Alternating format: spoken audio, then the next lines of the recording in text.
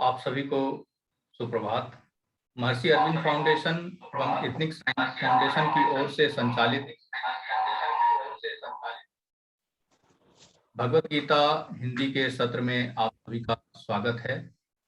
जैसा कि आप सभी को विदित है कि पिछले सत्रों में हमने अध्याय दूसरे तक का अध्ययन संपन्न किया था, तो आज से अध्याय तीसरे की तरफ बढ़ेंगे। तो इसी शुभकामनाओं के साथ मैं आचार्य रवीना जी से निवेदन करूंगा कि सत्र उनकी तरफ है। हरिओम। हरिओम। मेरी आवाज आ रही है भैया? जी आ रही है। तो प्रार्थना के साथ आज के इस सत्र का शुभारंभ करेंगे। ओम अज्ञानतिमिरान्धस्य ज्ञानाञ्जनशलाकया चक्षुरुन्मीलितं येन तस्मै श्रीगुरवे नमः।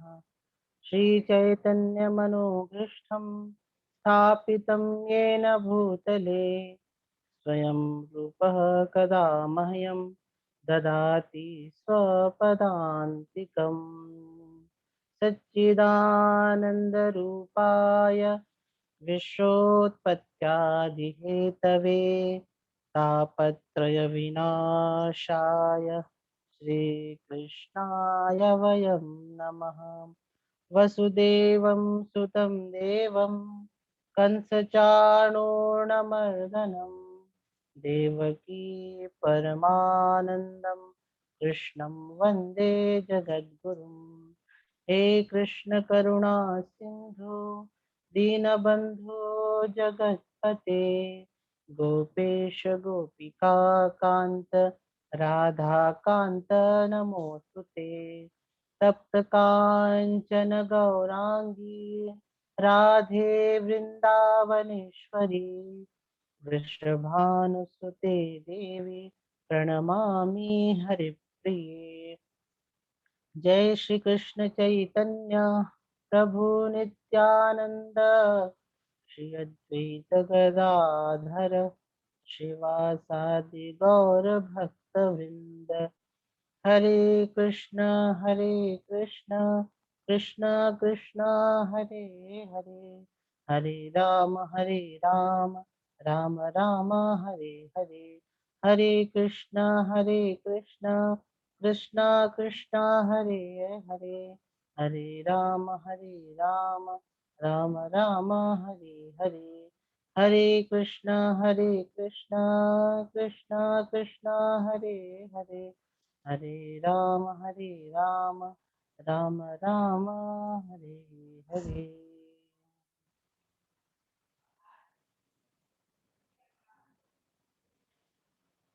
भगवद गीता के इस सत्र में उपस्थित सभी साधकों को मैं प्रणाम करती हूँ। और जैसा कि आप सभी को विदित है कि आज हम भगवद गीता के तीसरे अध्याय पे बात करने वाले हैं। और ये जो तीसरा अध्याय है वो हमारे लिए बहुत ही महत्वपूर्ण है, बहुत ही उपयोगी है, क्योंकि अब तक हमने ये देखा था कि भगवान दूसरे अध्याय में एक मोटा सारी चीजों को वो समेट कर बोलते हैं। और इसी कारण कहते हैं कि भगवत गीता का जो दूसरा अध्याय है वो इस भगवत गीता का प्राण है, बीज है। और जो उसके बाकी अध्याय है उसकी उसी का एक्सप्लेनेशन है, उसी का विस्तार है। तो हम आज विस्तार के प्रथम शाखा पे बात करेंगे। जो द्वितीय अध्याय में भगवान श्री कृष्ण ने जो उपदेश दिया है उसका जो विस्तार होता है, उसके विस्तार पे आज हम पहले बात करेंगे। और जो तीसरा अध्याय की जो शुरुआत है, अर्जुन कहता है जायसी चेत कर्मण ते मतां बुद्धि जनार्दन तत्किं कर्मणि घोरे माम नियोजयसि केशव। भगवान श्री कृष्ण को अर्जुन कहते हैं कि प्रभु आपने दूसरे अध्याय में मुझको ज्ञान की बातें बताई, ज्ञान के बारे में आपने चर्चा किया, तो मुझे एक संदेह हो रहा है कि आप यदि ज्ञान को श्रेष्ठ मानते हैं, ज्ञान को श्रेष्ठ मानते हैं, तो मुझे कर्म में क्यों डाल रहे हैं, भयंकर कर्म में क्यों डाल रहे हैं, ये अर्जुन पूछते हैं।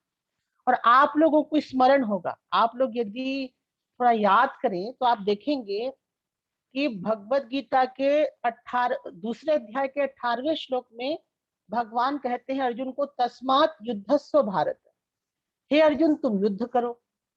उसके बाद उसी अध्याय के 37वें नंबर श्लोक में कहते हैं, तस्मात् उत्तिष्ठ कौन्तेय युद्धाय कृत निश्चय, कि हे अर्जुन तू उठ और युद्ध कर।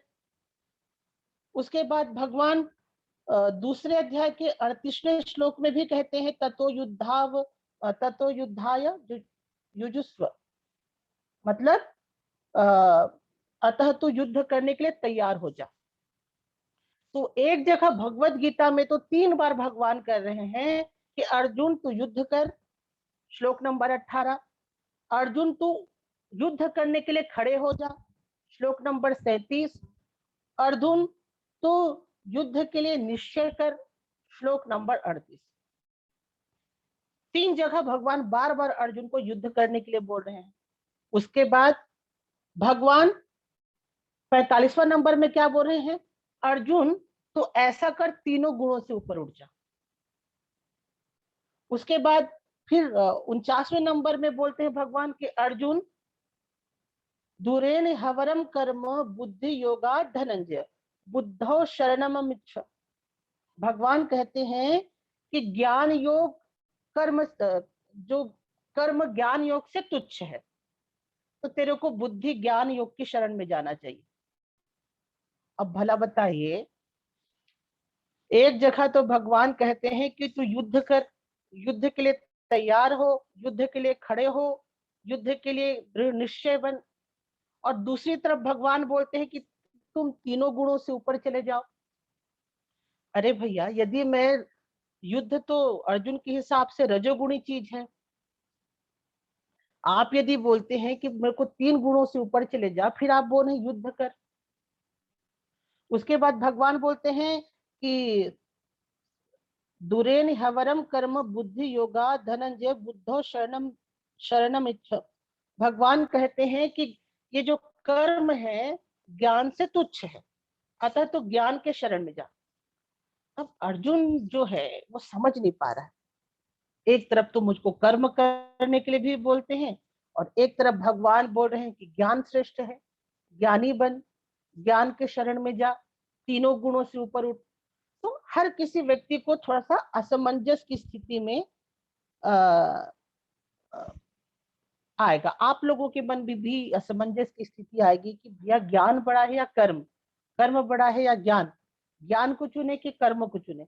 और यदि कर्म को चुने तो भगवान क्यों बोलते हैं कि ज्ञान से कर्म तुच्छ है, और यदि मैं ज्ञान को चुनूं तो भगवान क्यों बोलते हैं युद्ध कर, युद्ध की इच्छा कर, युद्ध के लिए निश्चय कर। तो अर्जुन भी बहुत कंफ्यूज होता है, अर्जुन भी परेशान हो जाता है। और आखिरी में अर्जुन दूसरे नंबर श्लोक में कहता है, क्या व्यामिश्रवेण व्याक्येन बुद्धि मोह शिव में तदेक वद निश्चित्यम येन श्रेत्यो हम आपनुयाम। तब अर्जुन कहता है कि भगवान, आपके इस परस्पर विरोधी बातों से, आपके इस मिली जुली बातों से मेरी जो बुद्धि है मोहित हो रही है, और इस कारण से मेरा कल्याण जिसमें है वो मार्ग मुझे निश्चय करके बताइए। तो सच में बात है कि अर्जुन भी कंफ्यूज हुआ, हमको भी थोड़ा सा लगा कि ये क्या है, कैसा है, किस मार्ग में जाना चाहिए। ऐसे करके अर्जुन भी परेशान होता है, भगवान से पूछता है। उसके बाद भगवान फिर उसका उत्तर देते हैं। भगवान उत्तर देते हैं कि लोकेस्मिन् द्विविधा निष्ठा पुरा प्रोक्ता मया नघ ज्ञान योगेन सांख्यानाम कर्म योगेन योगिनाम। भगवान श्री कृष्ण मुस्कुराते हैं और कहते हैं कि हे मयाघन, हे निष्पाप अर्जुन, इस संसार में 2 प्रकार की निष्ठा मेरे द्वारा कही गई है। कौन कौन सी निष्ठा कही गई है? पहला ज्ञानियों के लिए ज्ञान योग और कर्म योगियों के लिए कर्म योग। तो भगवान यहाँ पे स्पष्ट कर देते हैं कि भगवान ने जो निष्ठा मतलब मोक्ष प्राप्त करने का दो मार्ग बताया है। आत्म तत्व तक जाने के लिए उन्होंने दो मार्ग बहुत पहले से बताया है। भगवान बोलते हैं पूरा प्रोक्ता मया नघ, पहले से दो प्रकार की निष्ठा है। एक है ज्ञान योग की निष्ठा जो ज्ञानियों के लिए है, और एक है कर्म की निष्ठा तो कर्म योगियों के। तो इस प्रकार से हम देखते हैं कि ये जो दोनों रास्ते हैं वो आपको आत्म तत्व तक, मोक्ष तक ले जाते हैं। परेशानी वहां होती है जहां हम ये सोचते हैं कि मेरा मार्ग ही सही है और हम दूसरों को ज्ञान बांटने लगते हैं, ज्ञान बताने लगते हैं। और भगवान तो कहते हैं कि भैया इस दुनिया में दो प्रकार की निष्ठा है, ज्ञान योग की भी निष्ठा है, कर्म योग की भी निष्ठा है। और जो कर्म योगी है उसको कर्म योग का काम करना चाहिए, और जो ज्ञान योगी है उसको ज्ञान योग का काम करना चाहिए। और जो भक्त है उसके जीवन में ज्ञान और कर्म दोनों का सामंजस्य होना चाहिए।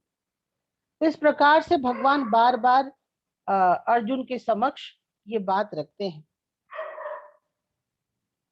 कि मेरे लिए, अर्जुन के लिए कौन सा पथ निश्चित है। अब यहाँ पे हम देखते हैं दो बड़े बड़े महापुरुष हुए थे जिन्होंने भगवत गीता पे भाष्य लिखा। पहला है शंकराचार्य। शंकराचार्य जी कहते हैं कि ज्ञान योग ही मोक्ष प्राप्ति का एकमात्र साधन है।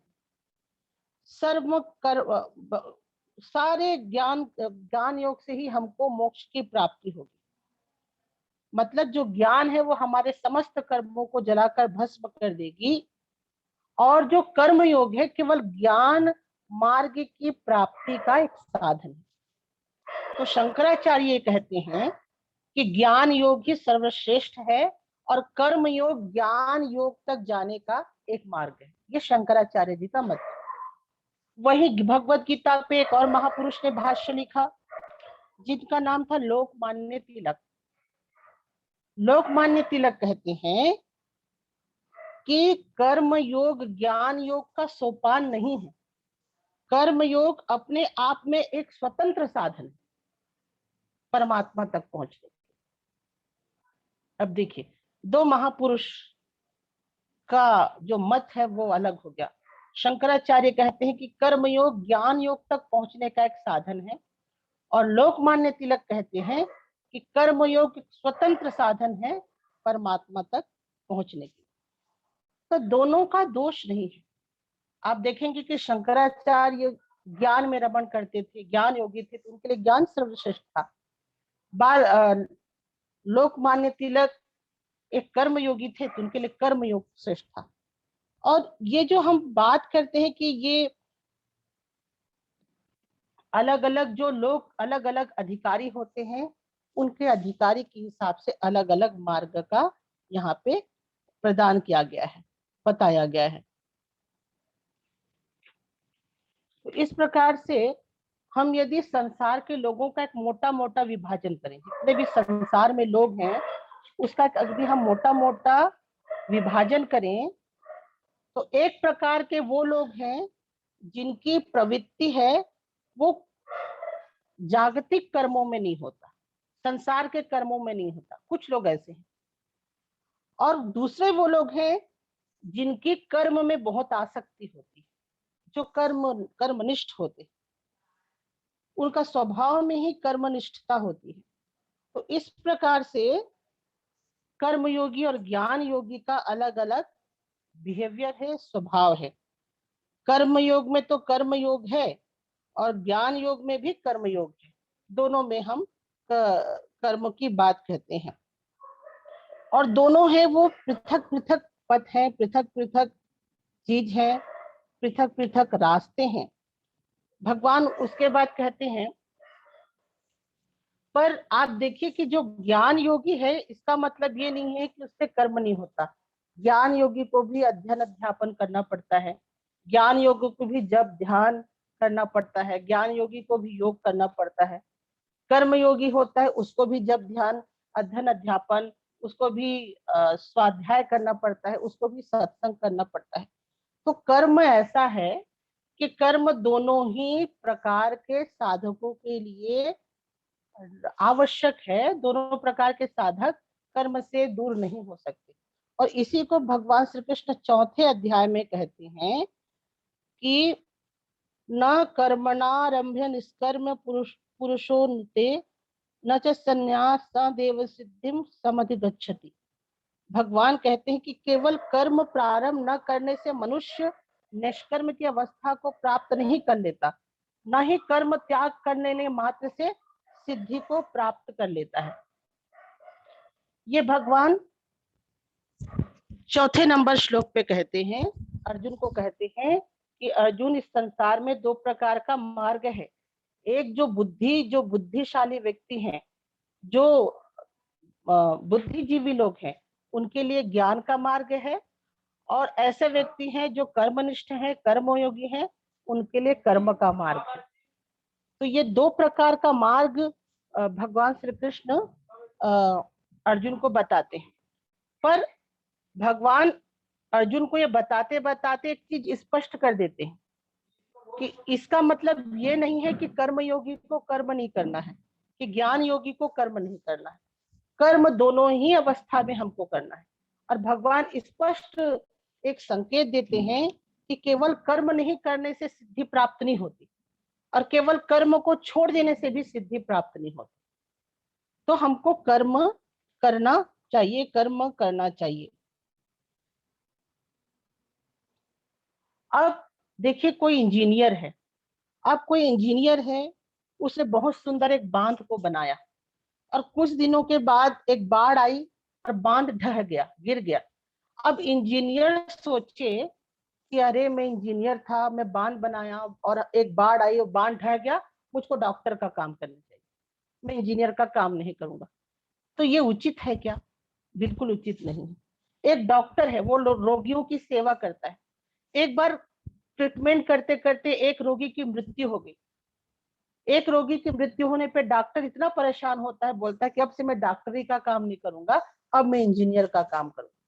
तो बताइए, ये कोई मतलब ये कोई न्यायोचित बात होगी? बिल्कुल नहीं होगी। अगर कोई इंजीनियर है, बांध बनाया और बांध ढह भी गया, तो भी उसको उसके स्वभाव के अनुसार इंजीनियरिंग का ही काम करना चाहिए। यदि कोई डॉक्टर है, वो किसी मरीज का इलाज करते करते मरीज की मृत्यु हो गई और वो इतना व्यथित हो गया कि डॉक्टरी को छोड़ने के लिए तैयार हो गया, तो गलत है। उसको इस अवस्था से ऊपर उठ के अपने ही काम को करना चाहिए, अपने ही स्वभाव से, अपने ही सहजता में जो काम है उसको करना चाहिए। तो अर्जुन को भी देखिए, अर्जुन एक योद्धा था, एक क्षत्रिय था। ऐसा सिचुएशन बना कि उसको घर वालों के साथ ही युद्ध करना पड़ रहा है, तो अर्जुन सोचता है कि मैं संन्यास ले लूंगा। तो ये गलत है। हमारा जो स्वभाव है, हमारा जो कर्म है, हमारी जो सहज प्रवृत्ति है, उसी के अनुसार ही हमको काम करना चाहिए। यदि हम कर्म के झंझट से बचने की कोशिश भी करेंगे तो इससे कोई सिद्धि हमको प्राप्त नहीं होगी, भगवान श्री कृष्ण कहते हैं। तो भगवान श्री कृष्ण यद्यपि बता रहे हैं कि ज्ञान योग ज्ञानियों के लिए है, कर्म योग कर्म योगियों के लिए है, लेकिन कर्म करना किसी में हमको नहीं छोड़ना है। ये गलत, ये नहीं समझ लेना है कि कर्म को छोड़ देने से सिद्धि मिलेगी और कर्म को नहीं करने से भी सिद्धि मिलेगी। कर्म अपने आप छूटता है। तो जब कर्म करना ही है तो क्यों भगवान कहते हैं कि आप स्थित प्रज्ञ बनो? जब हमको कर्म स्थित प्रज्ञता ही हमारा लक्ष्य है, हमको आत्म तत्व तक जाना है, स्थित प्रज्ञता तक जाना है, तो भगवान क्यों बोलते हैं कि कर्म करो, युद्ध करो, सारा ये कर्मों को करो? तो देखिए, कर्म करना बहुत जरूरी है, क्योंकि कर्म करने से ही चित्त की शुद्धि होती है। और कर्म करते करते जब आपकी चित्त की शुद्धि होगी, तभी आप आत्म तत्व के स्वरूप को जान सकते हैं। आत्म आत्म स्वरूप के चीजों को समझ सकते हैं। तो यहाँ पे भगवान एक एक स्थिति का उल्लेख करते हैं, वो कहते हैं नैष्कर्मण्य, निष्कर्म, निष्कर्म की अवस्था, एक ऐसे अवस्था जिसमें कर्म का अभाव होता है, कर्म नहीं होता है, कर्म का राहित्य होता है। तो इस अवस्था तक हमको पहुंचना है। तो इस अवस्था तक पहुंचने के लिए हमको कर्म को नहीं छोड़ना है, कर्म अपने आप छूट जाता है। भगवान श्री रामकृष्ण देव कहते थे कि जब भगवान का एक बार नाम जपने से रोमांच होने लगे तो सारे जो संध्यादि कर्म हैं वो समाप्त हो जाते हैं, तब कर्म त्याग का अधिकार आपको प्राप्त हो जाता है। भगवान का नाम जीव के हृदय को शुद्ध करता है। जब हृदय शुद्ध हो जाता है तब भगवान का एक नाम जपने से आंसू आ जाते हैं, व्यक्ति रोमांचित हो जाता है, भक्ति की तीव्रता आ जाती है, तब स्वतः ही कर्म का त्याग हो जाता है। तो कर्म कर्म त्याग एक अवस्था है, उसको हमको छोड़ना नहीं है, वो सहज ही ऑटोमेटिक घटित होता है। जैसे फोड़ा हो गया, जैसे फोड़ा हो गया, जब वह सूखने लगता है, कोई भी फोड़ा जब सूखने लगता है उस पर एक पपड़ी जम जाती है। जब भी कोई फोड़ा होता है हमारे शरीर में और जब वो सूखने लगता है तब उसमें पपड़ी जम जाती है और वो पपड़ी अपने आप झड़ जाती है।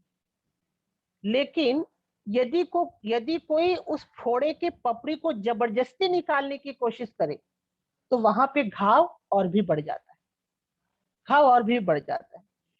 इसी प्रकार जीवन में जब ज्ञान की प्रतिष्ठा हो जाती है, जीवन में जब ज्ञान का उदय हो जाता है तो ये जो कर्म है पपड़ी के रूप में ऑटोमेटिक झड़ जाते हैं। हमको उसको अलग करने का जरूरत नहीं है। पर यदि कोई उसे जबरदस्ती निकालने का प्रयास करे तो वो और भी कर्म के जंजाल में, बंधन में फंस जाता है।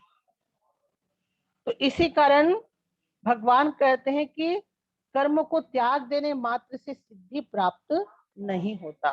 वो धीरे धीरे जब अवस्था आती है, एक ज्ञान का उदय होता है तो स्वतः ही कर्म है वो धीरे धीरे झड़ जाते हैं, कर्म धीरे धीरे कम हो जाते हैं। अब आप हिमालय में जाइए, हिमालय में जो बड़े बड़े योगी हैं वो दिन भर तपस्या करते रहते हैं, उनको उतना कर्म करने की आवश्यकता नहीं होती, सांसारिक कर्तव्य से वो विमुख होते हैं, वो घर गृहस्थी नहीं बसाते हैं, एक गृहस्थ का काम भी नहीं करते हैं, लेकिन वो हिमालय में तप करते रहते हैं। तो उनका क्या है, उनका जो कर्म है स्वतः ही सहजता से समाप्त हुआ है। जैसे मैंने फोड़ा का एग्जाम्पल दिया ना, कि जब घाव होगा फोड़ा बनेगा, फोड़ा में जब पपड़ी आएगी और जब वो सूख जाएगी तो ऑटोमेटिक वो झड़ जाएगी। और यदि आप कच्चे घाव में पपड़ी को निकालने की कोशिश करेंगे तो घाव और बढ़ जाएगा। तो इसी तरीके से कर्म रूपी जो पपड़ी है वो तभी ऑटोमेटिक झड़ जाएगी जब ज्ञान की प्रतिष्ठा हमारे जीवन में आएगी, ज्ञान हमारे जीवन में। और जब तक ज्ञान हमारे जीवन में नहीं आता तब तक हमको अपने सांसारिक कामों को करते रहना होगा, सांसारिक कामों को, सांसारिक जिम्मेदारियों को निभाना होगा। अभी जो अर्जुन है, अर्जुन की स्थिति वह नहीं है कि वो युद्ध को छोड़ के संन्यास ले ले। हमारे एक बड़े महापुरुष थे महर्षि अरविंद। महर्षि अरविंद पहले भारत स्वतंत्रता आंदोलन के बहुत बड़े महापुरुष थे, पर एक समय बाद वो सब कुछ छोड़ छाड़ के पांडिचेरी में जाके तपस्या करने लगते। तो उनका सहज है, उनके जीवन में ज्ञान का उदय हुआ और वो सब चीज छोड़ के पांडिचेरी में अपना आश्रम बनाते हैं और वहां पे साधना में रत हो जाते हैं। पर अर्जुन की ऐसी अवस्था नहीं थी। अर्जुन के अंदर अभी भी कामनाएं थी, अर्जुन के अंदर अभी भी ज्ञान का उदय नहीं हुआ था कि उसको कर्म को छोड़ना पड़े। जब ज्ञान का उदय अपना ऑटोमेटिक होता है तो कर्म स्वतः ही छूट जाते। एक उदाहरण मैं आपको देना चाहूंगी कि जैसे घर में एक गर्भिणी बहू है, एक बहू है जो गर्भिणी है, जिसके पेट में एक बच्चा है, तो देखेंगे कि गर्भिणी बहू घर का सारा काम काज करेगी, सब काम को वो करेगी। लेकिन जैसे जैसे उसका गर्भ का समय बढ़ते जाता है, अभी जो बच्चा है वो पेट में है तो वो घर का सब काम करेगी। जैसे जैसे दूसरा महीना हुआ तो उसकी जो सासू माँ है वो बोलेगी थोड़ा सा कम काम कर। तीसरा महीना हुआ तो उस गर्भिणी बहू को और थोड़ा कम काम करवाएगी। चौथा महीना हुआ तो उस गर्भिणी बहू को और थोड़ा सा काम होगा। छठवां महीना में और भी काम कम होगा। और जब डिलीवरी का टाइम आ जाता है, जब डिलीवरी का टाइम आ जाता है तो जो सासू माँ है वो बहू को बोलती है कि बहू अब तेरे को काम करने का जरूरत नहीं, क्योंकि अभी प्रसव का टाइम आ जाता है। बस इसी प्रकार जीवन में जैसे जैसे ज्ञान परिपक्व होते जाता है, जैसे जैसे ज्ञान परिपक्व हो जाता है, वैसे वैसे हमारे कर्म ऑटोमेटिक धीरे धीरे कम होते जाते हैं। जैसे गर्भिणी बहू थी ना, जब पहले माह में उसके पेट में बच्चा था तो काम करती थी। दूसरे माह की हुई तो सासू माँ ने थोड़ा सा और काम कम करवाया। तीसरे महीना में और थोड़ा काम करवाया। और जब उसके डिलीवरी का टाइम आया तो सासू माँ बोलती है कि बहू अब तो काम मत कर। वैसे जैसे जैसे एक हमारे जीवन में भी ज्ञान का उदय होता है, ज्ञान के रूप में जैसे हम परिपक्व होते जाते हैं, त्यों त्यों हमारे कर्म ऑटोमेटिक कम होने जाते हैं। और जैसे ही ज्ञान रूपी पुत्र की प्राप्ति हो जाती है, हम भी गर्भिणी हैं, जैसे जैसे हमको ज्ञान रूपी पुत्र की प्राप्ति के बाद तो केवल उस बच्चे को ही लेकर रहना होता है, बाकी काम हमको नहीं करना पड़ता। जैसे ही डिलीवरी हुआ तो फिर बहू को कोई काम नहीं करना पड़ता। सासू माँ बोल देती है कि बहू अब तो इस बच्चे को ही लेकर रह, अब तो इस बच्चे की ही सेवा कर, अब तो इस बच्चे के लिए ही रह। तो वैसा ही हम भी एक गर्भिणी बहू हैं। जब तक हम इस हमारे जीवन में ज्ञान का उदय नहीं हुआ है तब तक हमको सब काम करना पड़ेगा। और जिस दिन ज्ञान रूपी पुत्र को हम जन्म देंगे, हमारे गर्भ से ज्ञान रूपी पुत्र का जन्म होगा, तो ऑटोमेटिक हमको अपने बच्चे के साथ ही रहना होगा। इसी कारण भगवान श्री कृष्ण कहते हैं कि जो नैष्कर्म है, नैष्कर्म मतलब ऐसी स्थिति जहां कर्म का अभाव है, ये स्थिति केवल काम को छोड़ने से प्राप्त नहीं होता है। ये स्थिति काम को छोड़ने से प्राप्त नहीं होता है, ये स्थिति प्राप्त सहजता से, सहज तरीके से प्राप्त होता है। जो जो हमारे जीवन में ज्ञान का उदय होता है त्यों त्यों हम की प्राप्ति होती है। इस कारण कभी भी हमें कर्म को छोड़ने की चेष्टा नहीं करनी चाहिए, कर्म से भागने की चेष्टा नहीं करनी चाहिए, कर्म से दूर होने की चेष्टा नहीं करनी चाहिए। तो ये जो कर्म है,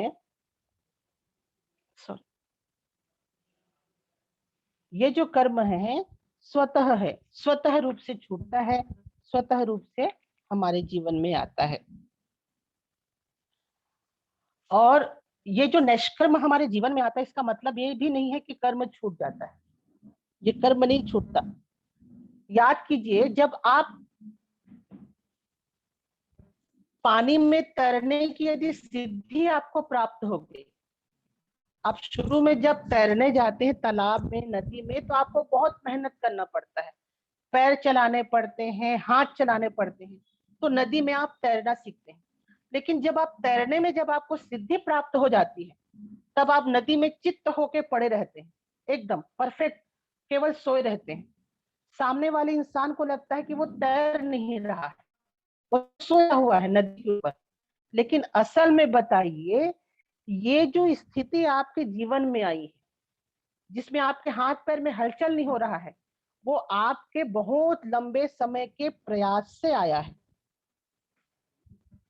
तो कई बार जो बड़े बड़े तैराक होते हैं वो पानी में चित्त पड़े रहते हैं, और हमको लगता है कि ये इसके जो तैराक पानी में चित्त पड़ा हुआ है ये कर्म नहीं कर रहा है, पर ऐसी बात नहीं है।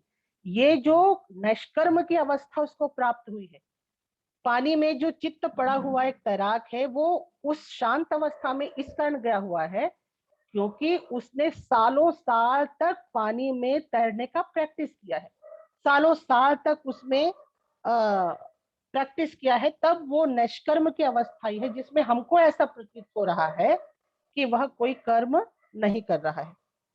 एक और मैं आपको उदाहरण देना चाहूंगी। जैसे कहीं आप को देखे होंगे, एक भौरा होता है, एक भौरे को आप देखे होंगे कि वो फूल के ऊपर जब वो मंडराते रहता है तो उसके अंदर में हलचल का अभाव होता है, हलचल हमको दिखाई नहीं देता, ऐसा लगता है कि फूल के ऊपर ही वो भौरा खड़ा हुआ है, पर हमको लगता है कि वो भौरा खड़ा हुआ है, पर असल में हम उस समय बहुत तीव्र कर्म वो कर रहा होता है, इतना तीव्रता से कर्म कर रहा होता है कि हमको लगता है कि वो फूल के ऊपर खड़ा है, पर असल में वो अपने पंखों को इस तरीके से साध लेता है, कर्म करते करते ऐसे अवस्था में चला जाता है जहां पे हमको लगता है कि वह शांत है, लेकिन वह बिल्कुल तीव्र से तीव्र कर्म करता है। तो वैसा ही भगवान श्री कृष्ण कहते हैं कि ये जो अकर्म की स्थिति आती है, निष्कर्म की जो स्थिति आती है, वो केवल काम को छोड़ने से नहीं आता है कि हम इस काम को छोड़ दें। जैसे जैसे ज्ञान का उदय होता जाता है तो ये कर्म है वह स्वतः ही अपने आप छूट जाता है। शास्त्र कहते हैं कि व्यक्ति केवल 4 प्रकार की अवस्थाओं में हो सकता है, ध्यान से समझिएगा, व्यक्ति केवल 4 प्रकार की अवस्थाओं में हो सकता है। पहला, उसके अंदर कर्तापन भी है और कामना भी है, उसके अंदर कर्तापन भी है और कामना भी है, ये पहली अवस्था है। दूसरी अवस्था है कि उसके अंदर कर्तापन है पर कामना नहीं है, काम तो कर रहा है लेकिन कामना नहीं है। जैसे कि हम देखते हैं कि कई लोग समाज सेवा का काम करते हैं, देश का काम करते हैं, राष्ट्र का काम करते हैं, पुण्य का काम करते हैं, तो उनके अंदर तो कर्तापन होता है पर किसी प्रकार की कामना नहीं होती। जैसे गांधी जी थे, जैसे लोकमान्य तिलक थे, उनके अंदर जैसे लोकमान्य तिलक थे, और भी जो बड़े बड़े महापुरुष थे जैसे ईश्वरचंद विद्यासागर थे, तो इनके अंदर कर्तापन था कि मैं कर रहा हूं, पर इनके अंदर कोई कामना नहीं था। तो ये दूसरी अवस्था है। पहली अवस्था है कि कर्तापन भी होता है, कामना होता है, जैसे हम लोगों की अवस्था है, हमारे अंदर कर्तापन भी है और हमारे अंदर कामना भी है, तो ये पहली अवस्था। दूसरी अवस्था, कर्तापन है पर कामना नहीं है। तीसरा अवस्था है कि कामना तो है पर कर्म नहीं हो रहा है, गीता में जिसको मिथ्याचारी कहते हैं, कि कामना तो कर रहा है लेकिन कर्म नहीं कर रहा है। और चौथी अवस्था होती है कि कामना भी नहीं है, कर्तापन भी नहीं। तो मनुष्य 4 ही अवस्थाओं में हो सकता है। एक बार फिर से मैं आपको बताती हूँ, 4 ही अवस्था में मनुष्य रह सकता है।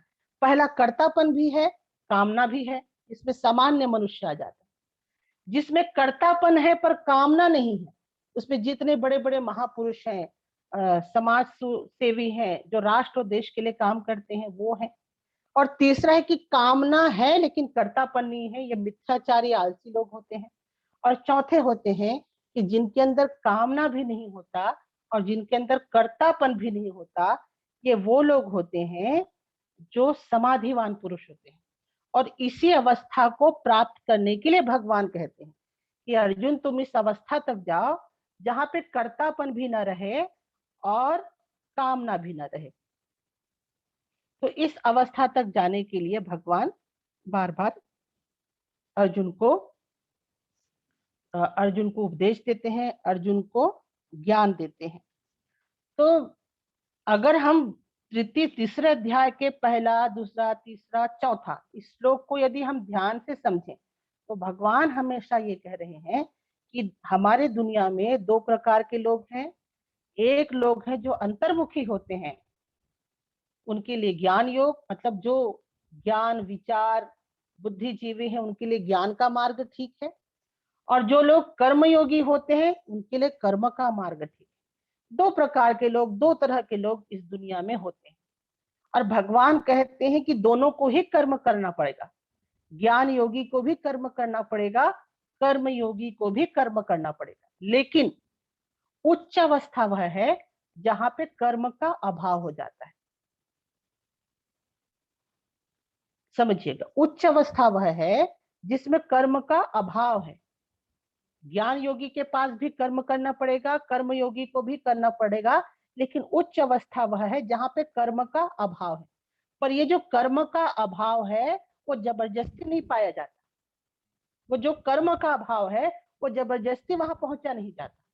वो कर्म का अभाव वाली जो स्थिति है वहां पे कोई पुश करके आपको ठीक पहुंचा नहीं देता। उस अवस्था तक वही व्यक्ति पहुंचता है जिसके जीवन में धीरे धीरे एक ज्ञान ज्ञान का परिपक्वता आती है। तो धीरे धीरे धीरे धीरे धीरे धीरे वो कर्म उससे छूटता जाता है। कर्म छूटता जाता है मतलब कर्तापन उससे छूटता जाता है, और जब कर्तापन उससे छूट जाता है तब वह व्यक्ति ज्ञानी हो जाता है। तो कर्तापन छूटता है इसका मतलब यह नहीं है कि वो काम को छोड़ देता है। उसका मतलब वह है कि वह तीव्र कर्म में रहता है, फिर भी वह शांत रहता है। जैसे हमने तैराक का उदाहरण दिया कि जो तैराक होता है, जो 10 साल 20 साल जो तैराकी का काम किया है, जो स्विमिंग का काम किया है, वो 10 साल 20 साल के बाद एक ऐसे अवस्था में पहुंचता है जब वो पानी पे चित्त पड़ा रहता है, लेकिन वहां पे कर्म हो रहा है, तीव्र कर्म हो रहा है, लेकिन फिर भी वह शांत अवस्था में है, क्योंकि वह अभ्यास और अभ्यास के माध्यम से उस अवस्था तक पहुंच गया है। जैसे भौरा है, भौरा फूल के ऊपर मंडराता रहता है और फूल के ऊपर खड़ा रहता है। ये जो भौरे का जो खड़ा जो है वह भी उसके तीव्र अभ्यास के कारण उस अवस्था तक पहुंचा है जहां पे हमको ये प्रतीत हो रहा है कि वो शांत है, लेकिन असल में वो तीव्र वहां पे कर्म करते रहता है। वैसा ही जब हम कर्म करेंगे, हमारे द्वारा हमारे स्वभाव के अनुसार कर्म होगा, तो हम कर्म करते करते करते करते ऐसी अवस्था में पहुंच जाएंगे जब हम तीव्र कर्म करेंगे, तीव्रता से हमारे जीवन में कर्म होता रहेगा, फिर भी हमारे जीवन में कर्तापन भी नहीं रहेगा, कामना भी नहीं रहेगा। तो भगवान ये कहते हैं कि केवल जो ज्ञानी होते हैं वो कर्म को छोड़ते नहीं है, तीव्र कर्म की अवस्था में भी कर्तापन और कामना से रहित होते हैं। तीव्र कर्म की अवस्था में भी वो कर्तापन और कामना से परे होते हैं। तो इस प्रकार से भगवान कहते हैं, अच्छा भगवान चौथा चीज ये भी कहते हैं कि हमको अपने सहज स्वभाव के अनुसार ही काम करना होगा। यह नहीं है कि मैं डॉक्टर हूं तो मैं इंजीनियर का काम करना चाहूँ, इंजीनियर हूं तो डॉक्टर का काम करना चाहूँ। जो मेरा स्वभाव है, जो मेरी रुचि है, वैसा हमको काम करना चाहिए। तब तक काम करते रहना चाहिए जब तक ज्ञान की परिपक्व अवस्था ना आ जाए और कर्म अपने आप खत्म ना हो जाए। नहीं तो क्या होगा, नहीं तो यह होगा कि हम कर्म के जंजाल में और भी फंस जाएंगे। मेरे एक परिचित थे, मैं एक उदाहरण आपको देना चाहूंगी। मेरे एक परिचित थे, बहुत अच्छा नौकरी करते थे। अचानक उनके घर में, उनके जीवन में घरेलू समस्या आई। बहुत अच्छी नौकरी में थे, सरकारी नौकरी में थे। तो अचानक उनके घर में कोई घरेलू समस्या आई, और जब वो घरेलू समस्या आई तो वो बहुत बेचैन से रहने लगे, बहुत टेंशन में थे, बहुत बेचैन से रहने। तो उन्होंने क्या किया कि संसार के झमेले से बचने के लिए, घरेलू परेशानियों से बचने के लिए वो हिमालय चले गए, ऋषिकेश चले गए। और ऋषिकेश में वो रहने लग गए। तो कई बार वो फोन उनका आता था मुझको, तो मैं उनको समझाया करती थी कि आप तो कर्मठ हैं, हमेशा हमेशा व्यस्त रहते हैं, आप जंगल क्यों जा रहे हैं, हिमालय क्यों जा रहे हैं। तो बार बार वो बोलते थे कि नहीं, घरेलू समस्या है, घर के लोग परेशान कर रहे हैं, अब मेरे को दुनिया बेकार लगने लग गया है, दुनिया में कोई अपना नहीं है, सब पराए हैं, सब स्वार्थी हैं, ऐसा ऐसा वो तर्क देते थे। इस कारण से मैं ऋषिकेश में जाके अभी मैं बस गया। जबकि मैं उनको बार बार समझाती थी कि अभी आपके जीवन में जो कर्म की जो अभ्यास है वो अभी तक से आपके जीवन में है, आप मत जाइए। लेकिन वो चले गए। खैर चले गए। अगर आप लोग ऋषिकेश गए होंगे तो वहां पे टिहरी गढ़वाल करके एक जगह है, टिहरी गढ़वाल करके, वहां पे उन्होंने अपना छोटा सा गंगा के किनारे एक कुटिया भी वो बना के रखे थे। अब लेकिन कुटिया बना के रखे थे, लेकिन उनके जीवन के अंदर जो कर्मठता थी वो कहाँ जाएगी भला? वो तो रहेगी ही रहेगी। तो धीरे धीरे उस क्षेत्र के आजू बाजू के लोग उनके आश्रम में आने जाने लग गए। सन्यासी थे तो आने जाने लग गए, लोगों के साथ उनका मेल मिलाप होने लगा। उसके बाद धीरे धीरे वहां भी उनका प्रपंच शुरू हो गया, लोगों से मिलना शुरू हुआ। फिर लोकेशना इतनी प्रबल हो गई कि वो कहने लग गए कि बिना राजनीति में आए देश का सुधार नहीं होगा। अब समझिए एक साधक किस तरीके से बदल रहा है। जो व्यक्ति घर के घरेलू समस्याओं से परेशान होकर एक अच्छी नौकरी छोड़ करके संन्यास चला गया था, जबकि उसके जीवन में कर्मठता थी, तो वो गंगा किनारे कुटी बना के रहते थे, लोग आना जाना करते थे। तो धीरे धीरे धीरे धीरे उनके मन में जो लोकेशना इतनी प्रबल हो गई कि वो कहना शुरू कर दिए कि बिना राजनीति में आए देश में सुधार नहीं हुआ। और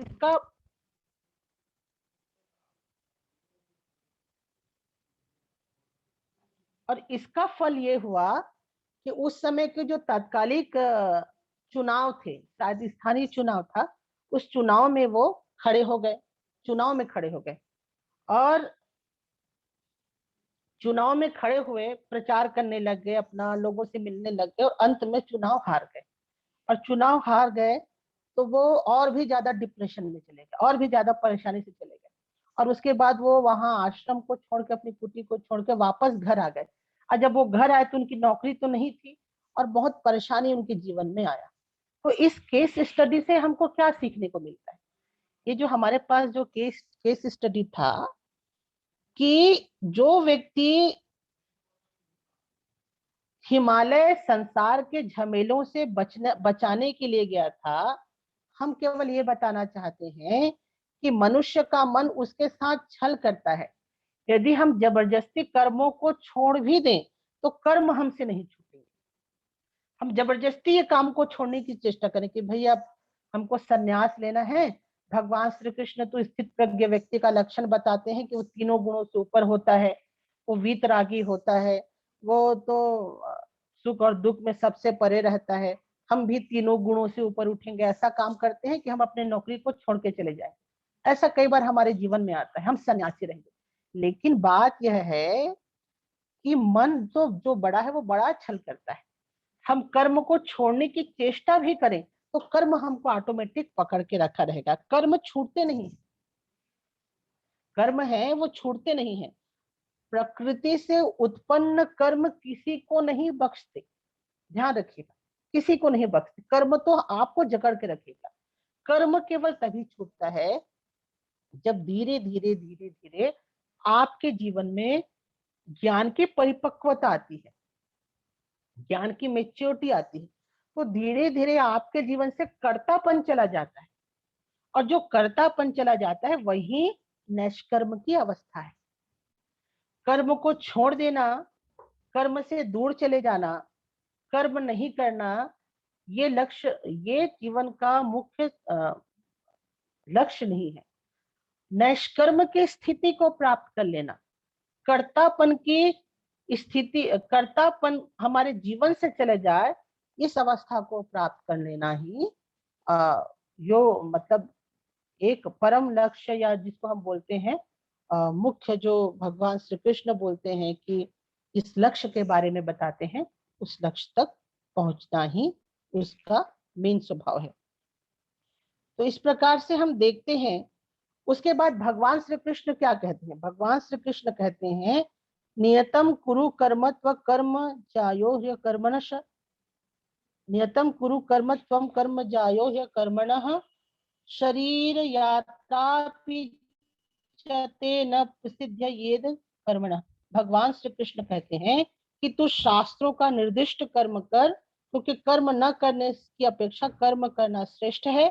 फिर कर्म करने से तेरी शरीर की रक्षा नहीं होगी। इसी कारण भगवान श्री कृष्ण कहते हैं कि हमको कर्म, अपना जो कर्म करना है, नियतम कर्म कुरु। नियतम कर्म कुरु मतलब आपके स्वभाव से जो कर्म है वो आपको करना है। नियत, जो आपके स्वभाव ने नियत किया है।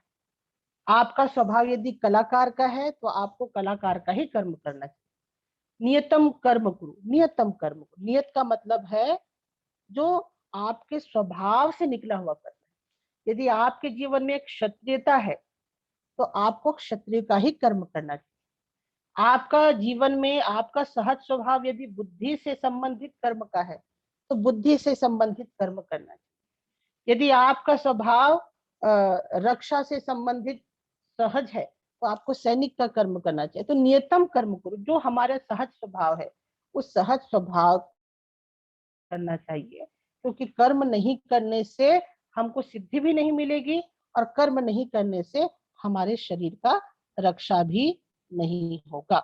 इसी कारण हमारे देश में कर्म पर बड़ा ही जोर दिया गया है और नियत कर्म पे बड़ा जोर दिया गया है। और इसी कारण से हमारे धर्म में 4 प्रकार के वर्णों का निर्माण हुआ है। पहला वर्ण है ब्राह्मण। ब्राह्मण कौन है? जिनके लिए जिनको शम दम बुद्धि का काम करना अच्छा लगता है वो ब्राह्मण है।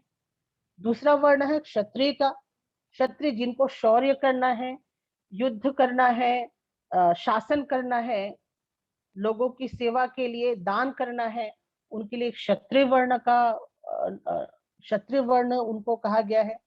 तीसरा है वैश्य, जिनको कृषि करना है, गोरक्षा करना है, वाणिज्य का काम करना है, वो वैश्य हुए। तीसरा है शूद्र है, जिनको सेवा का काम करना अच्छा लगता है, जिनको परिचर्या का काम करना अच्छा लगता है, जिनको शारीरिक श्रम करना अच्छा लगता है, ऐसे व्यक्ति शूद्र का काम करना शूद्र वर्ण में आते हैं। तो स्वभाव के हिसाब से अलग अलग कर वर्णों को भी भगवान ने हमारे शास्त्रों ने बताया है कि बुद्धि वाले बुद्धि का कर्म करे, ब्राह्मण का कर्म करे, क्षत्रिय क्षत्रिय का कर्म करे, जिनको वाणिज्य और कृषि करना है वो वैश्य का काम करे, और जिनको दूसरों की सेवा करना अच्छा लगता है, शारीरिक श्रम करना अच्छा लगता है, शारीरिक शक्ति से काम करना अच्छा लगता है, वो हमारे श्रमजीवी शूद्र वर्ण में आए। इस तरीके से भगवान ने कहा कि नियतम कुरु कर्म, कि हमको अपना स्वभाव से जो कर्म हमको प्राप्त हुआ है उस कर्म को हमको करना चाहिए।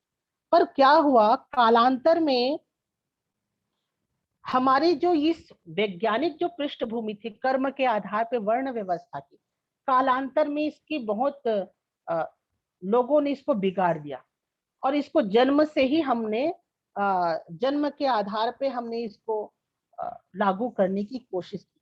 जबकि भगवान श्री कृष्ण क्या कहते हैं? भगवान श्री कृष्ण करते हैं चातुर्य वर्णम मया सृष्टा गुण कर्म विभाग, कि जो चारों वर्णों का निर्माण मैंने किया है, किसके आधार पे किया है? गुण और कर्म के आधार पे किया है। चातुर्य वर्ण मया सृष्टम गुण कर्म विभाग, कि है अर्जुन ये चारों वर्णों की रचना मैंने गुण और कर्म के आधार पे किया है, जन्म के आधार पे नहीं किया है। पर भारत में ऐसी स्थिति आई, ऐसा समय आया कि वर्ण का निर्धारण जन्म के द्वारा होना शुरू हो गया, वर्ण का निर्धारण जन्म से होना शुरू हो गया, वर्ण का निर्धारण कर्म और गुण से होना शुरू नहीं हुआ। और उसी दिन से भारत में जातिवाद, जो जातिवाद की बुराई है वो भारत में आई। जातिवाद की बुराई भारत में इस कारण आई क्योंकि हम लोगों ने अपने शास्त्रों को पढ़ना बंद कर दिया, हम लोगों ने भगवान के उपदेश को सुनना बंद कर दिया। भगवान जब कह रहे हैं कि वर्ण का निर्माण तो गुण और कर्म है उसका आधार है, तो हम जाति के आधार पर क्यों वर्णों को बांट रहे हैं? तो इस प्रकार से हम देखते हैं कि भारत जो अवनति को प्राप्त हुआ, भारत में जो सामाजिक विघटन हुआ, इस कारण से हुआ क्योंकि हम लोगों ने कर्म के हिसाब से कर्म के हिसाब से वर्ण को नहीं माना, जन्म के हिसाब से वर्ण को नहीं माना। और इस कारण ऐसा हुआ कि एक वर्ग विशेष को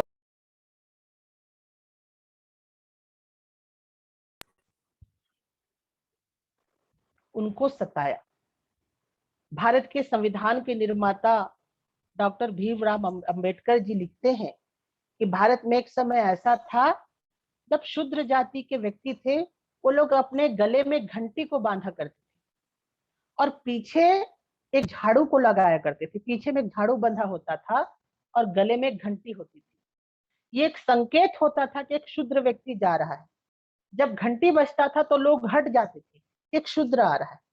और पीछे एक झाड़ू बंधा होता था, उसका प्रतीक यह था कि जब शूद्र चले तो पीछे झाड़ू लगते चले, मतलब वो शुद्ध होते चले, पीछे में वो झाड़ू, वो जो जहां जहां पे चला है वहां का धूल उड़ता जाए।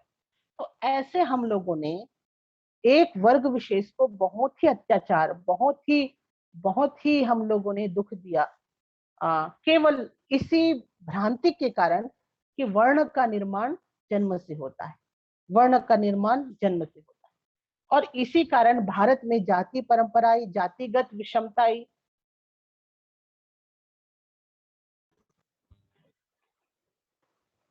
उसकी अवनति, सामाजिक अवनति होती गई। पर भगवान बिल्कुल उल्टा कहते।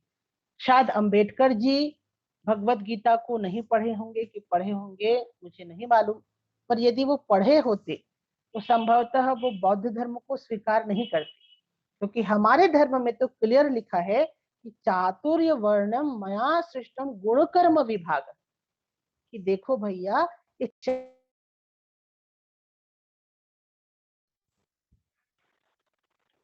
भगवान श्री कृष्ण स्वयं कह रहे हैं कि चारों वर्णों का निर्माण है गुण और कर्म के आधार पे हुआ है, जन्म के आधार पे नहीं हुआ है।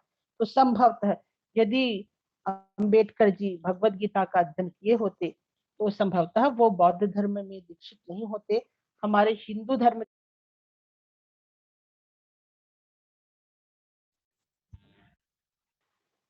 हमारे हिंदू धर्म की विशाल उदारता से परिचित होते और इस चीज को समझते। खैर, तो हम बात आ रहे थे निष्कर्म की अवस्था। तो भगवान कहते हैं कि कर्म, केवल कर्म को छोड़ देने से निष्कर्म की अवस्था प्राप्त नहीं होती। निष्कर्म की अवस्था होती है कर्तापन का भाव, कि मैं ये कर रहा हूं, इसका जब आपके जीवन से अभाव हो जाए, वो कर्तापन आपके जीवन से चला जाएगा, तो निष्कर्म की प्राप्ति होती है। और ये निष्कर्म की प्राप्ति कर्म को छोड़ने से नहीं होता, बल्कि आप जब कर्म करते रहते हैं, कर्म करते करते करते करते जब आपकी चित्त की शुद्धि होती है, और साथ ही साथ तब जब आप साधन में करते हैं, साधना में लगे होते हैं, तो धीरे धीरे एक कर्तापन का विचार आपके जीवन से चला जाता है। कर्तापन हमारे जीवन से चला जाता है और हम निष्कर्म की स्थिति को प्राप्त करते हैं। तो इस प्रकार से हम देखते हैं कि भगवान भगवत गीता के इस तीसरे अध्याय में कर्म के रहस्य को बता रहे हैं, कर्म का रसायन को बता रहे हैं। इस कर्म के बंधन से हम कैसे छूटेंगे।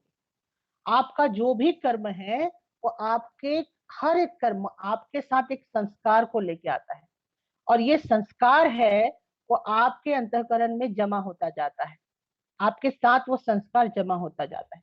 तो भगवान श्री कृष्ण हमको समझाने आए हैं कि हमको कर्म करना है, इस तरीके से कर्म करना है कि कर्म का बंधन हमारे जीवन पे ना पड़े और कर्म होता रहे। तो एक बहुत सुंदर उपाय, बहुत सुंदर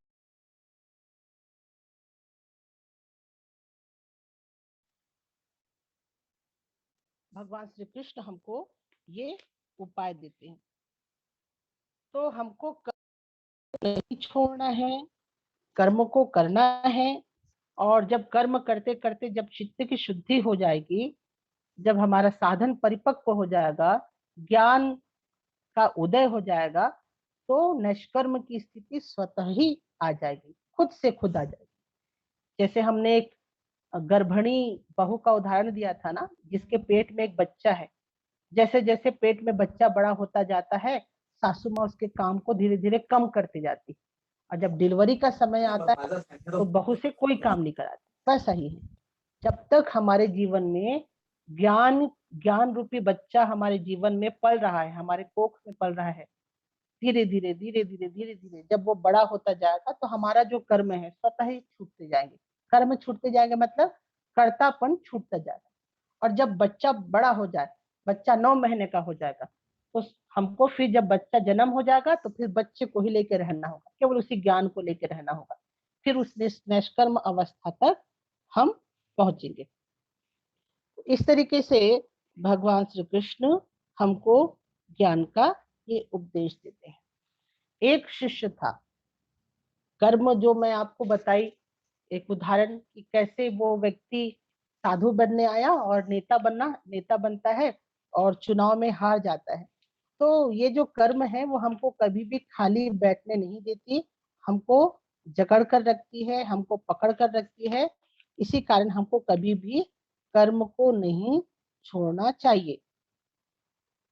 यदि कोई कर्म को छोड़ना भी चाहे तो कर्म उसको नहीं छोड़ेगा, वो उसको पकड़ लेगा। एक एग्जाम्पल पंचतंत्र में एक कहानी पढ़ी थी कि एक गुरु और चेला था। तो गुरु ने, जब गुरु एक नदी के किनारे था तो देखा एक कंबल है, नदी से कंबल बहते जा रहा था। तो अपने चेला को बोलता है गुरु कि सुनो, तुम उस कंबल को लेके आओ जो नदी में बह रहा है। और जो चेला है वो गुरु का आज्ञा पालन करके नदी में वो बहते हुए कंबल को लेने चला जाता है। और जब वो कंबल को लेने के लिए जाता है तो वो स्वयं कंबल के चपेट में आ जाता है। उसके बाद उसके गुरुजी उसको जोर जोर से पुकारते हैं कि बेटा तुम कंबल को लेके वापस आ जाओ, तुम क्यों नहीं ला रहे हो।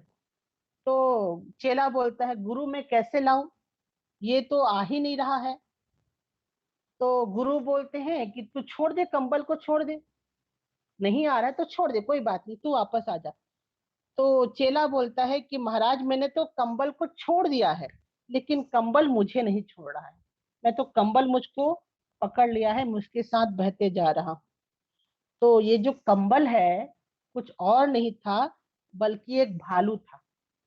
वो जो चेला है भूल से एक भालू को कंबल समझ लिया था और उस भालू के पास गया, उसको कंबल समझ करके, तो भालू ने उसी को पकड़ लिया। तो वैसा भी ये कर्म ही है, एक कंबल है।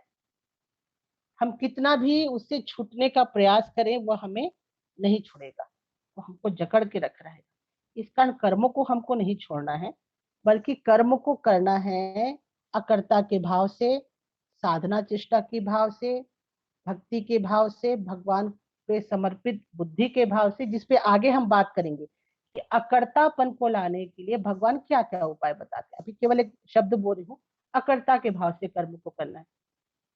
जब अकर्ता के भाव से हम कर्म को करेंगे तो धीरे धीरे कर्म के जो संस्कार है वो हमसे धीरे धीरे छूटने लगते हैं और हमारे जीवन में कर्तापन का भावना चला जाता है, कामना भी चली जाती है।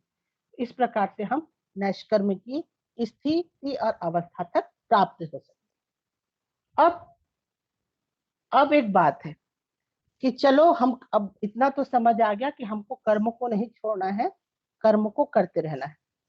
तो कर्म में अकर्तापन को कैसे लाएंगे, ऐसे क्या हम उपाय करेंगे कि हम कर्म करते रहें लेकिन हमारे अंदर में अकर्तापन आए, कर्ता भाव खत्म हो जाए। इसके तरीके क्या है, इसके उपाय क्या है, इसके कौन कौन से कीमिया है, रसायन है, उपाय है। इन उपायों पे भगवान श्री कृष्ण अगले श्लोकों में बात करते हैं कि भगवान तो बता दिए कि कर्म को छोड़ना नहीं है, भगवान ये भी बता दिए कि कर्तापन हमारे जीवन में नहीं होना चाहिए, भगवान ये भी बता दिए कि अपने स्वभाव से जो कर्म अच्छा लगता है उसी कर्म को करना चाहिए। लेकिन अब प्रश्न उठता है कि कैसे, किस तरीके से, किस उपाय से, किस कीमिया से, किस पद्धति से, किस प्रक्रिया से इसको करना है। तो इसका उपाय भगवान श्री कृष्ण आगे के श्लोक में बताते हैं। तो जब हम अगले श्लोक में बात करेंगे, भगवान भगवत कर्मयोग के तीसरे अध्याय के अगले श्लोकों पे चर्चा करेंगे, तो हम उस अकर्तापन को पाने के क्या क्या उपाय हैं ये हम देखेंगे। तो वो उपाय क्या क्या हैं, वो कौन कौन सी साधनाएं हैं, कौन कौन से चेष्टाएं हैं, कौन कौन से क्रियाएं हैं, प्रक्रियाएं हैं, जिससे हमारे जीवन में अकर्तापन की भावना चले जाए, कर्तापन की भावना चले जाए। ये क्रियाएं, ये उपाय कौन कौन से हैं, हम भगवत गीता के अगले श्लोकों में समझेंगे। क्योंकि हमारे पास समय का अभाव है, इस कारण इन उपायों पे हम अगले अगले सत्र पे चर्चा करेंगे। और ये बहुत ही एक रोमांचक यात्रा है। जैसे हम लोग पढ़ते थे ना कि एक रोमांचक यात्रा में कोई निकला है और बहुत सारी चीजें, नई नई चीजों को देखने को मिला है। गीता भी ठीक एक रोमांचक यात्रा है। हम सब मुक्ति की खोज में निकले हैं, आत्म तत्व की खोज में निकले हैं और इस खोज में हम उस रास्ते से बढ़ते जा रहे हैं तो इस रोमांच का भी हमको मजा लेना है। इस गुप्त विद्या जो भगवत गीता को कहा गया है गुप्त विद्या, इस गुह्य विद्या कहा गया, इस गुह्य विद्या का भी इंजॉय करना है, मजा लेना है और भगवान के उपदेशों का पालन करना है। तो अगले सत्र में है हम अकर्तापन को अपने जीवन में कैसे लाएंगे, अकर्तापन हमारे जीवन में कैसे आएगा, क्या उपाय से आएगा, किस पद्धति से आएगा, अगले सत्र में हम बात करेंगे। और आज के इस सत्र का हम यहीं पे समापन करते हैं और अगले सत्र में मुलाकात होगी प्रार्थना के साथ।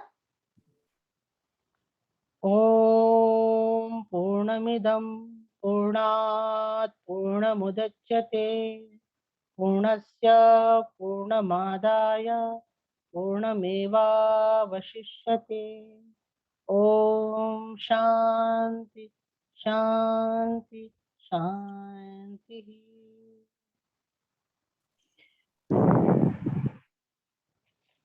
हरिओम माँ। हरिओम। हरिओम। हाँ माँ, मैं एक चीज जानना चाह रहा था, वो कभी आप जवाब देना। जैसे कर्म के सिद्धांत में उसने कहा है तुलसीदास जी ने, मानस पुण्य हो ही नहीं पापा, तो ये किस आधार पे बोला है? यानी मन से किए हुए पुण्य तो होते हैं, पाप नहीं होते। किस आधार पर उसने कह दिया है कि मानस स्वामी जी, आज पुण्य हो का नहीं पापा? सत्र समाप्त हो चुका अगले है, प्रश्नोत्तरी बाबूजी सत्र में अगले में रहेगा। बाबूजी, मैंने अगले बार के लिए बोला है, जब आपको समय हो तब के लिए बोला है विकास जी। जी स्वामी जी, मैं वही कह रहा हूँ कि जो सत्र जिस समय रहता है प्रश्न उसी समय करें। अगले सत्र में जो है प्रश्नोत्तरी सत्र रहेगा, तो वहां पे आपको खुला निमंत्रण है, आप प्रश्न वहां पे रखेंगे। और ये नॉर्मली बात है, गुरुजी लाइक प्रश्न नहीं है यार। जी स्वामी जी, कोई ये रवीना माई कर देंगे, ये गुरुजी वाला नहीं है। गुरुजी तो खींच देंगे फिर मुझे ही। कलयुग में कलयुग में मानसिक जो पाप होते हैं उसको